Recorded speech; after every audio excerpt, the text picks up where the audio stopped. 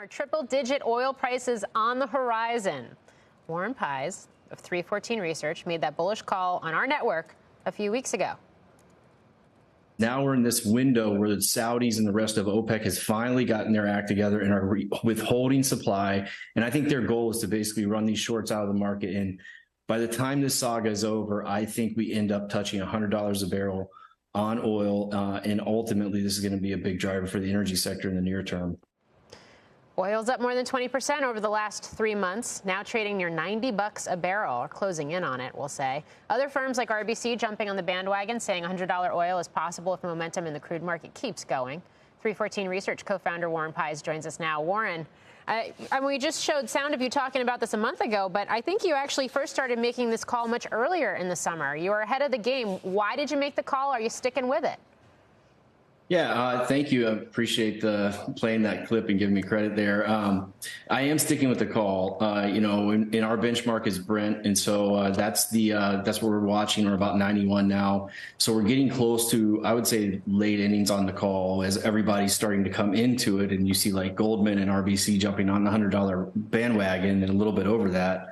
You have to start wondering how much juice is left, and so what we're watching are speculators in the oil market. The real reason we made the call is we thought that there was too much short positioning from hedge funds and other speculators in the oil market. And the Saudis saw this and wanted to push prices higher. Now we're hearing chatter they're going to sell a piece of Aramco at some point later in the year, maybe beginning next year. So you can see a motivation for higher prices there. So in the stock market, you don't fight the Fed. In the oil market, you don't fight OPEC and primarily Saudi Arabia. So I'm sticking with the call. I think it's going to be continue to be a good short-term period for energy and oil prices. But we're going to watch speculators when they get too bullish, just like when they got too bearish back in the summer. That's when we'll look to kind of exit our position.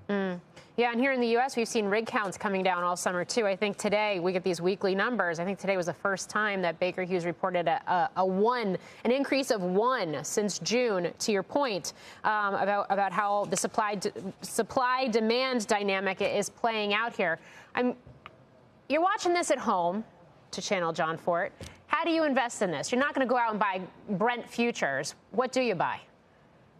Yeah, I mean, we have some specific energy stocks that we recommend to our clients, but in general, the energy sector has an overweight. And this has been a call of ours for a couple of years now, is that you want to have, so the energy sector is about 5% of the S&P 500, give or take. I think you need to at least double that in your equity portfolio in this period of time. And the real reason is that energy is giving you diversification that really you're not getting it from other areas of the market that you traditionally do, specifically bonds. So you used to get this negative stock bond relationship because of the introduction of inflation. That's kind of gone away. So your bond book is not hedging your equity book. So we've done a lot of work, even if you're not bullish on oil prices, just for the diversification purpose, you need to have an overweight in energy in your portfolio. So and as we approach, go ahead, John. Yeah. At what point do you possibly reverse? So as we've talked about, you've got Saudi supply cuts for now. You've got China economic weakness. If we do get closer to $100 a barrel oil and those conditions haven't shifted, do you pretty quickly go short? Oh, wow. I mean, this is not an environment. First off, we run off an oil model that I really built over my whole career, and that's kind of what dictates our oil calls. And it hasn't been on a sell signal post-COVID. It's been neutral a few times, but it has not been on a sell. And so that's going to be the guiding force. And within that is really, like I said, positioning, inventories, fundamental data that comes in through the oil market. And so we won't be flipping short, but we will be trimming our positions back. So especially if these energy positions run versus everything else, will rebalance. We do have oil traders on our service, and they might have a different view of the world.